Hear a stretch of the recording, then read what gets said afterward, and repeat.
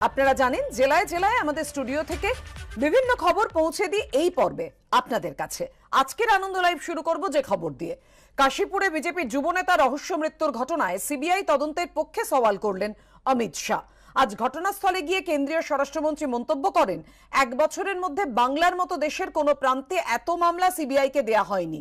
এটাই প্রমাণ করে আদালত আর এখানকার প্রশাসন পুলিশের ওপর ভরসা নেই। 2014 পর থেকে সিবিআইয়ের অপব্যবহার কে করছে, পাল্টা প্রশ্ন তুলে খোঁচা দিয়েছেন তৃণমূলের রাজ্য সভানেত্রী চন্দ্রিমা ভট্টাচার্য। पहले कम्युनिस्ट शासन में और अब उससे बढ़ चढ़कर तृणमूल कांग्रेस के शासन में हुआ है। मैं पीड़ित परिवार से मिला हूं। पीड़ित परिवार की चौरसिया की दादी को भी नहीं बख्शा गया, उनको भी मारा गया। उनके कहने के हिसाब से जोर जबरदस्ती चौरसिया के मृतदेह को परिवार से छीना गया है। भारतीय जनता पार्टी के कार्यकर्ता अदालत के सामने गए हैं कि इसका वीडियोग्राफी के साथ पैनल पोस्टमार्टम हो और इसकी जांच सीबीआई को सौंपनी चाहिए।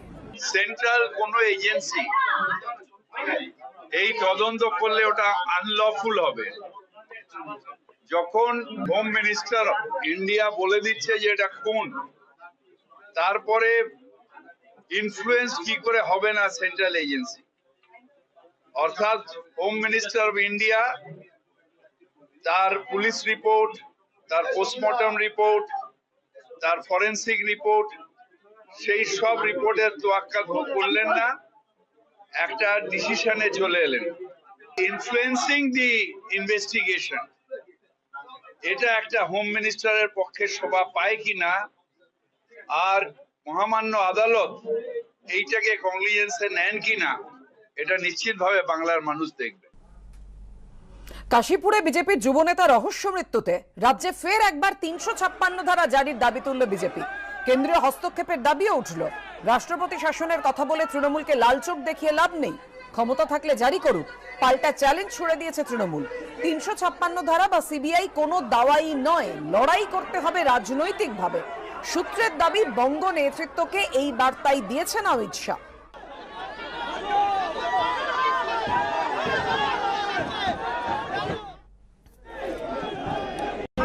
लॉ एंड ऑर्डर को लेकर हमेशा सवाल उठता रहा है। आप होम मिनिस्टर को लगता है प्रेसिडेंट रूल जारी करनी चाहिए क्योंकि भारत सरकार का गृह मंत्रालय भी इस घटना का गंभीरता से संज्ञान लेता है और आज ही गृह मंत्रालय ने वेस्ट बंगाल सरकार से रिपोर्ट तलब की। केंद्र सरकार ओनार दलेर, ওনাকে বলে দিন রাষ্ট্রপতিটা ওনার দলের, ক্ষমতা থাকলে 356 করে আনুন। এখানে যেন তৃণমূলকে 356 নিয়ে চোখ লাল না দেখায়, ধুয়ে মুছে বিজেপি সাফ হয়ে যাবে। ক্ষমতা থাকলে দিল্লি থেকে করে দেখায়, এখানে নাটক করছেন কেন? কোচবিহারের 3 বিঘা করিডর পরিদর্শন করলেন কেন্দ্রীয় স্বরাষ্ট্রমন্ত্রী অমিত শাহ। সীমান্ত এলাকার নিরাপত্তা ব্যবস্থা নিয়ে বিএসএফ কর্তাদের সঙ্গে বৈঠক করেন তিনি। বৈঠকে ছিলেন নিশীথ প্রামাণিক, সুকান্ত মজুমদার ও শুভেন্দু অধিকারী। দুদিনের বঙ্গ সফরের শেষ দিন শুক্রবার কোচবিহারের 3 বিঘা এলাকা পরিদর্শন করলেন অমিত শাহ। ছিটমহল বিনিময়ের পরে এই প্রথম কোনো কেন্দ্রীয় স্বরাষ্ট্রমন্ত্রী 3 বিঘা সফরে গেলেন। এদিন ভারত বাংলাদেশ সীমান্তে 3 বিঘায় পৌঁছে বিএসএফ কর্তাদের সঙ্গে বৈঠকও করেন অমিত শাহ। উত্তরবঙ্গে ভারত বাংলাদেশ সীমান্তে অনুপ্রবেশ সমস্যা দীর্ঘদিনের। বৃহস্পতিবার এই প্রসঙ্গ উত্থাপন করেন খোদ কেন্দ্রীয় স্বরাষ্ট্রমন্ত্রী। आपकी पार्टी उत्तर बंगाल की जनसांख्यिकी को बदलना चाहती है, यहाँ पर बहुलता बदलना चाहती है। हम बदलने नहीं देंगे, घुसपैठ को होने नहीं देंगे। आप समझ कर चलना। একদিন পরই 3 বিঘায় গিয়ে বিএসএফ কর্তাদের সঙ্গে বৈঠক করেন অমিত শাহ। বৈঠকে ছিলেন কেন্দ্রীয় স্বরাষ্ট্র প্রতিমন্ত্রী নিশীথ প্রামাণিক, বালুরঘাটের বিজেপি সাংসদ সুকান্ত মজুমদার ও বিধানসভার বিরোধী দলনেতা শুভেন্দু অধিকারী। সূত্রের খবর, উত্তরবঙ্গের সীমান্ত এলাকায় কিভাবে অনুপ্রবেশ ঠেকানো যায় তা নিয়ে আলোচনা হয় এদিনের বৈঠকে। 3 বিঘা করিডোর হলো ভারতের মালিকানাধীন একটি 3 বিঘা জমি। বাংলাদেশের দহগ্রাম, আঙরপোতা, ছিটমহলের বাসিন্দাদের যাতায়াতের সুবিধার জন্য এই অংশটি বাংলাদেশকে লিজ দেয়া হয়। 3 বিঘার বেশ কিছু এলাকা কাঁটাতারবিহীন। অভিযোগ ওই এলাকা দিয়ে চোরাচালান হয়। সূত্রের খবর, এদিনের বৈঠকে এলাকার নিরাপত্তা নিয়ে বিএসএফ কর্তাদের সঙ্গে আলোচনা করেন অমিত শাহ। বিএসএফ আধিকারিকদের সঙ্গে উত্তরবঙ্গের যে সমস্ত সীমান্তবর্তী জেলাগুলি রয়েছে সেই জায়গা দিয়ে অনুপ্রবেশ সংক্রান্ত বিষয়ে বিস্তারিত আলোচনা হয় এবং তারপর কেন্দ্রীয় স্বরাষ্ট্রমন্ত্রী সরাসরি কনফারেন্স হল থেকে বেরিয়ে যান 3 বিঘা করিডোরের যে অংশে ভারত এবং বাংলাদেশের সীমান্তের মধ্যে যেখানে ফেন্সিং রয়েছে সেই ফেন্সিংয়ের সামনে গিয়ে বিএসএফ আধিকারিকদের সঙ্গে তিনি কথা বলেন। 3 বিঘা করিডোর পরিদর্শনের পাশাপাশি বেশ কিছু বর্ডার আউটপোস্টও ঘুরে দেখেন অমিত শাহ। এর আগে 2015 সালে ভারত বাংলাদেশ ছিটমহল বিনিময়ের আগে তৎকালীন স্বরাষ্ট্রমন্ত্রী রাজনাথ সিং 3 বিঘায় এসেছিলেন। ছিটমহল বিনিময়ের পর এই প্রথম 3 বিঘা এলেন কেন্দ্রীয় স্বরাষ্ট্রমন্ত্রী। সন্দীপ সরকার ও শুভেন্দু ভট্টাচার্য, এবিপি আনন্দ। বহরমপুরে কলেজ ছাত্রীকে খুনের ঘটনায় আইন শৃঙ্খলার অবনতির অভিযোগ তুলে কাল থেকে আন্দোলনে নামছে কংগ্রেস, জানিয়েছেন প্রদেশ কংগ্রেস সভাপতি অধীর চৌধুরী। ভোটের কথা ভেবে রাজনীতি করছে কংগ্রেস, পাল্টা তৃণমূলের। সম্পর্কের টানাপোড়েনের জেরে শেষ একটি তরতাজা প্রাণ। বহরমপুরের অভিজাত এলাকা গোড়াবাজারে ভর সন্ধ্যে এক কলেজ ছাত্রীকে নৃশংসভাবে খুন। ধারালো অস্ত্রের এলোপাথারি কোপে ঘটনাস্থলেই প্রাণ হারান কলেজ ছাত্রী সুতপা চৌধুরী। এই হত্যাকাণ্ডের জেরে রাজ্য জুড়ে শোরগোল, শুরু হয়েছে রাজনৈতিক চাপানুতোর। আইন শৃঙ্খলা নিয়ে প্রশ্ন তুলে তৃণমূল ও রাজ্য সরকারকে আক্রমণ শানিয়েছে বিরোধীরা। এই ইস্যুতে এবার শনিবার থেকে টানা 3 দিন আন্দোলন চলবে বলে জানিয়েছেন প্রদেশ কংগ্রেস সভাপতি অধীর চৌধুরী। বহরমপুর শহরে ইমার্জেন্সি রেসপন্স সিস্টেমের ব্যবস্থা করুক police. Police 1 call away, 1 call দূরে থাকবে পুলিশ। সারা বহরমপুর শহরকে সিসিটিভি ক্যামেরায় নজরে নিয়ে আসা হোক। বহরমপুরের পুলিশ যদি পয়সা না থাকে মানুষের কাছে ভিক্ষা করুক, মানুষকে বলুক। তবে কংগ্রেসের এই আক্রমণের প্রেক্ষিতে পাল্টা জবাব দিয়েছে তৃণমূল।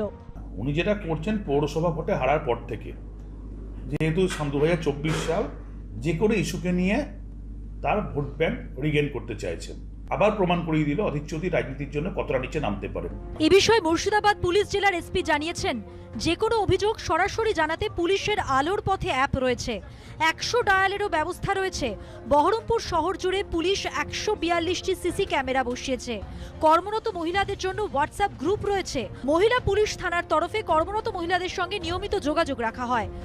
2 দুষ্কৃতের বিরুদ্ধে প্রাণনাশের হুমকি দেওয়ার অভিযোগ করলেন জলপাইগুড়ি তৃণমূলের শ্রমিক সংগঠনের এক নেতা। মিছিল করে গিয়ে থানায় দায়ের করলেন অভিযোগ। তার অভিযোগ, দলেরই এক নেতার নাম করে ওই দুষ্কৃতীরা তাকে হুমকি দেয়, যদিও ওই নেতা সমস্ত অভিযোগ অস্বীকার করেছেন। আইএনটিটিইউসি নেতাকে বাড়িতে ঢুকে প্রাণনাশের হুমকি দেওয়ার অভিযোগ দলেরই এক নেতার নাম করে 2 দুষ্কৃতী হুমকি দেয়, যদিও অভিযুক্ত নেতার দাবি ঘটনার সঙ্গে তার কোনো যোগ নেই। অভিযোগ ঘিরে সরগরম জলপাইগুড়ি। শুক্রবার সকালে অভিযোগকারী আইএনটিটিইউসি নেতা মিছিল করে গিয়ে অভিযোগ দায়ের করেন কোতোয়ালি থানায়। জলপাইগুড়ি আইএনটিটিইউসি টাউন ব্লক সভাপতি পূর্ণব্রত মিত্রর অভিযোগ, বৃহস্পতিবার রাত 10টা নাগাদ তার বাড়িতে 2জন দুষ্কৃতী ঢুকে পড়ে। জেলা তৃণমূলের এসসি এসটি ওবিসি সেলের সভাপতি কৃষ্ণ দাস তাদের পাঠিয়েছে বলে দাবি করে 2 দুষ্কৃতী। জলপাইগুড়ি সুপার স্পেশালিটি হাসপাতালের সামনে যে টোটো স্ট্যান্ড রয়েছে তার ইউনিয়নের দখল তারাই নেবে বলে 2 দুষ্কৃতী জানিয়ে দেয়। অভিযোগ, এরপর প্রাণনাশের হুমকি দেওয়া হয় আইএনটিটিইউসি নেতাকে। পুলিশ প্রশাসন তাদের পদক্ষেপ কোনোভাবে ইনফরমার মাধ্যমে খবর পেয়ে জানতে পেরে তাদের বিরুদ্ধে পদক্ষেপ নিয়েছে এবং কেন পুলিশ প্রশাসন তাদের সেই মাদকদ্রব্য ব্যবসায়ীদের অ্যারেস্ট করলো সেই প্রতিবাদ জানিয়ে আমার বাড়িতে কালকে আচমকা চড়াও হয়। কৃষ্ণ দাস, যেটি এসসি/এসটি অফিসিয়াল, ও ওনাদেরকে পাঠিয়েছে বলে ওনাদের বাড়িতে ধমক দিচ্ছেন যে তুই আমার দাদাদেরকে ফাঁসিয়েছিস, জেলে ভরেছিস এবং আমরা আজকে থেকে তোমাদেরকে টোটো ইউনিয়ন করতে দিব। আমার পরিষ্কার বক্তব্য হচ্ছে, আমার নাম ভাঙায় কেউ যদি কোথাও কোনো বদমাশি করে, পুলিশ প্রশাসনকে আমি পরিষ্কার বলছি যে আপনারা তদন্ত করে যেটা ঠিক আইন অনুসারে আপনারা ব্যবস্থা গ্রহণ করুন। পুলিশ সূত্রে দাবি, হুমকি দেওয়ার অভিযোগ মিলেছে, তদন্ত শুরু হয়েছে। রাজা চট্টোপাধ্যায়ের রিপোর্ট, এবিপি আনন্দ, জলপাইগুড়ি। পশ্চিম মেদিনীপুরে সদস্য সংগ্রহ অভিযানে নেমেছে আম আদমি পার্টি।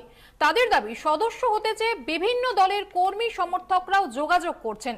সিপিএম এই বিষয়টিকে আমল দিতে না চাইলেও কংগ্রেসের অভিযোগ আপ বিজেপির বি টিম, যা নিয়ে শুরু হয়েছে রাজনৈতিক চাপানোতর। আম আদমি পার্টির নজর এখন বাংলায়। এ রাজ্যে সংগঠন বাড়াতে জেলায় জেলায় সদস্য সংগ্রহ অভিযানে নেমেছে তারা। বাদ নেই পশ্চিম মেদিনীপুরও। অরবিন্দ কেজরিওয়ালের দলের তরফে দাবি করা হয়েছে, জেলার প্রতিটি ব্লকে 4-5 জনের একটি গ্রুপ তৈরি করা হয়েছে, যাদের দায়িত্ব ওই এলাকার দলের সদস্যদের সঙ্গে যোগাযোগ রক্ষা করা। কমিউনাল, ক্রিমিনাল অ্যান্ড করাপ্ট, এই তিনটি যদি কোনো ক্যারেক্টারিস্টিক্স আপনার মধ্যে থাকে বা যে কারোর মধ্যে থাকে, তাহলে তৃণমূল পার্টির ফেস বা মুখ হতে পারে। এবং যদি হয়েও যান এবং জানতে না পারা যায়, পরে জানতে পারে, তাহলে তৎক্ষণাৎ তাকে সেই পদ থেকে বহিষ্কার করা বা সরিয়ে নেওয়ার ব্যবস্থা আছে। যদিও এই বিষয়টিকে গুরুত্ব দিচ্ছে না সিপিএম। তারা চেষ্টা করতেই পারে, তারা একটা রাজ্যের ক্ষমতা থেকে আরেকটা রাজ্যের ক্ষমতা দখল করেছে, এখন দুটো রাজ্যে ক্ষমতা আছে, তারা অন্য রাজ্যে ক্ষমতা বিস্তার করার চেষ্টা করতেই পারবে, এতে তো অস্বাভাবিকতা কিছু নেই। এ সমস্তই হচ্ছে বিজেপির বি টিম। কংগ্রেসকে ভারতবর্ষ থেকে নিশ্চিহ্ন করে দেওয়ার জন্য পরিকল্পনা মাফিক এই সমস্ত পার্টি তৈরি হচ্ছে। যেখানে যেখানে কংগ্রেস ছিল সেখানেই আম আদমি পার্টির উত্থান হয়েছে। আমার তো মনে হয় কংগ্রেসের আর অস্তিত্ব বলে কিছু আছে বলে মনে হয় না। তাদের দুর্বলতা ঢাকার জন্য এখন বিজেপির উপরে দোষারোপ করছে। তো আঞ্চলিক পার্টি ওদের সাংগঠনিক শক্তি বৃদ্ধি করতে করতে ওদের পার্টি শেষ হয়ে যাবে, ওটা নিয়ে আমরা ভাবি না। সব মিলিয়ে আম আদমি পার্টির সদস্য সংগ্রহ অভিযান ঘিরে সরগরম পশ্চিম মেদিনীপুরের রাজনীতি। সৌমেন চক্রবর্তী রিপোর্ট, এবিপি আনন্দ, পশ্চিম মেদিনীপুর। দলত্যাগ বিরোধী আইনে মুকুল রায়ের বিধায়ক পদ খারিজ নিয়ে আজও কোনো রফাসূত্র বেরোল না। মুকুল রায়কে নিয়ে আগের সিদ্ধান্ত পুনর্বিবেচনার জন্য বিধানসভার অধ্যক্ষ বিমান বন্দ্যোপাধ্যায়কে 1 মাস সময় দিয়েছে কলকাতা হাইকোর্ট। আর সেই অনুযায়ী আজ শুনানি হওয়ার কথা ছিল। মুকুল রায় তার আইনজীবীকে পাঠিয়েছিলেন, কিন্তু বিজেপি বিধায়ক ও বিরোধী দলনেতা শুভেন্দু অধিকারী নিজেও যাননি, আইনজীবীকেও পাঠাননি। আগামী 12 তারিখ পরবর্তী শুনানি হবে। সূত্রের খবর, সেদিন চূড়ান্ত রায় জানাতে পারেন অধ্যক্ষ।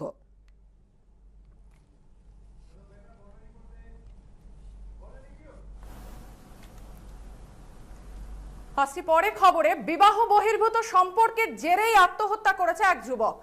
এই অভিযোগে মঙ্গলকোটের এক গৃহবধূ ও তার পরিবারকে ব্যাপক মারধরের অভিযোগ উঠেছে মৃতের পরিজনদের বিরুদ্ধে। আর ঠিক তার দুদিনের মাথায় উদ্ধার হলো গৃহবধূর ঝুলন্ত দেহ। তবে কি সেই অপমানেই আত্মহত্যা? উঠছে প্রশ্ন। বিবাহ বহির্ভূত সম্পর্কই কি মৃত্যুর কারণ হয়ে উঠল, নাকি মিথ্যে অভিযোগ, চূড়ান্ত অপমান সহ্য করতে না পেরে চরম পথ বেছে নিলেন গৃহবধূ? বীরভূমের বোলপুরে এক গৃহবধূর অস্বাভাবিক মৃত্যুতে উঠে আসছে একের পর এক প্রশ্ন। মৃতার নাম নয়নমণি মাঝি। 7 বছর আগে পূর্ব বর্ধমানের মঙ্গলকোটের বাসিন্দা সজল মাঝির সঙ্গে তার বিয়ে হয়। মৃতার স্বামীর দাবি, তাদের বিবাহিত জীবন সুখেরই ছিল। এর মধ্যে গত রবিবার মঙ্গলকোটে তাদের গ্রামেরই এক যুবক সপ্তম মাঝি আত্মহত্যা করে বলে অভিযোগ ওঠে। হুগলির যে রাইস মিলে তিনি কাজ করতেন, সেখানেই উদ্ধার হয় তার ঝুলন্ত মৃতদেহ। মৃত গৃহবধূর স্বামীর অভিযোগ, ওই যুবকের পরিজনরা পরদিন তাদের বাড়িতে চড়াও হয়। তাদের অভিযোগ, গৃহবধূর সঙ্গে যুবকের সম্পর্ক ছিল, তার জেরেই আত্মহত্যা করেছে যুবক। এই অভিযোগ তুলে গৃহবধূ, তার স্বামী, শ্বশুর শাশুড়িকে ব্যাপক মারধর করা হয় বলে অভিযোগ। বধূকে লাইট পোস্টে বেঁধে জুতো, লাঠি দিয়ে মারা হয় বলে দাবি। এরপরেই বোলপুরে নিজের বাড়িতে চলে আসেন মহিলা। বুধবার সেখানেই তার ঝুলন্ত দেহ উদ্ধার হয়। আমার স্ত্রী সুসাইড করে ফেলাইছে। কেন? ওই অপবাদের জন্য। মিথ্যা অপবাদের জন্য সুসাইড করেছে। নয়ন বলে একটা মেয়ের সাথে মানে একটা সম্পর্ক ছিল, ঠিক আছে। এরপর ওকে টাকা চাইতো, ও টাকা দিতে পারতো না, ঠিক আছে। ওকে একটা হুমকি দিয়েছিল, বলছে না টাকা দিলে আমাকে বিয়ে করতে হবে। ওকে ডেকে আনা হয়েছিল। এই হিসেবে শ্বশুর শাশুড়ি কেউ মারধর করেনি। আপাতত অস্বাভাবিক মৃত্যুর মামলা রুজু করে তদন্ত শুরু করেছে পুলিশ। আবির ইসলাম, রানা দাস ও কমল কৃষ্ণ দের রিপোর্ট, এবিপি আনন্দ। এবার আসছি আবহাওয়ার খবরে। বৃষ্টির স্বস্তির মধ্যেই এবার অশনি সংকেত। রাজ্যে ফের ঘূর্ণিঝড়ের ভ্রুকুটি। আবহাওয়া দফতর সূত্রে খবর, দক্ষিণ আন্দামান সাগরে ঘূর্ণাবর্ত পরিণত হয়েছে নিম্নচাপে। তা শক্তিশালী হয়ে গভীর নিম্নচাপ রবিবারের মধ্যে ঘূর্ণিঝড় অশনিতে পরিণত হওয়ার সম্ভাবনা রয়েছে। মের প্রথম সপ্তাহে দক্ষিণবঙ্গে আবহাওয়া মনোরম। কালবৈশাখীর ধাক্কা অনেকটাই কমিয়ে দিয়েছে তাপমাত্রা, কিন্তু এই স্বস্তির মধ্যেই ঘূর্ণিঝড়ের ভ্রুকুটি। আলিপুর আবহাওয়া দপ্তর সূত্রের খবর, শুক্রবার দক্ষিণ আন্দামান সাগরে ঘূর্ণাবর্ত পরিণত হয়েছে নিম্নচাপে। শনিবার তা গভীর নিম্নচাপে পরিণত হতে পারে। রবিবার নাগাদ সেই গভীর নিম্নচাপ শক্তি বৃদ্ধি করে ঘূর্ণিঝড়ে পরিণত হওয়ার সম্ভাবনা। ঘূর্ণিঝড় তৈরি হলে তার নাম হবে অশনি। মঙ্গলবার অন্ধ্রপ্রদেশ ও ওড়িশা উপকূলের কাছে অবস্থান করবে ঘূর্ণিঝড়। এই প্রেক্ষিতে প্রতিনিয়ত আবহাওয়ার পরিস্থিতির ওপরে নজর রাখছেন আবহবিদরা। আন্দামান সাগরে যে ঘূর্ণাবর্তটি ছিল সেটি নিম্নচাপে পরিণত হয়েছে। সেম লোকেশন, অর্থাৎ সাউথ আন্দামান সি এবং অ্যাডজয়নিং যে এরিয়া সেখানে। ইনিশিয়ালি এটা মুভ করবে হচ্ছে উত্তর পশ্চিম দিকে করে একটু ইন্টেন্সিফিকেশন হবে এবং 7 তারিখ ইভিনিংয়ে এটার ডিপ্রেশনে পরিণত হওয়ার সম্ভাবনা, অর্থাৎ গভীর নিম্নচাপে। সাবসিকুয়েন্টলি এটা আরেকটু ইন্টেন্সিফিকেশন হবে হয়ে 8 তারিখ ইভিনিংয়ে এটা পরিণত হবে সাইক্লোনিক স্টর্ম বা ঘূর্ণিঝড়। আলিপুর আবহাওয়া দপ্তর সূত্রের খবর, আবহাওয়ার এই পরিবর্তনের ফলে রাজ্যে আগামী মঙ্গলবার থেকে শুক্রবার পর্যন্ত বজ্রবিদ্যুৎ সহ ভারী বৃষ্টির সম্ভাবনা। ওই সময় মৎস্যজীবীদের সমুদ্রে যাওয়ার বিষয়ে সতর্ক করা হয়েছে। পাশাপাশি উত্তরবঙ্গের 5 জেলায় আগামী 48 ঘন্টায় বৃষ্টির সম্ভাবনা রয়েছে। সঞ্চান মিত্র, এবিপি আনন্দ, কলকাতা।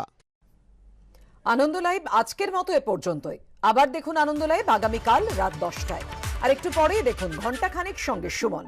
চোখ রাখুন এবিপি আনন্দ।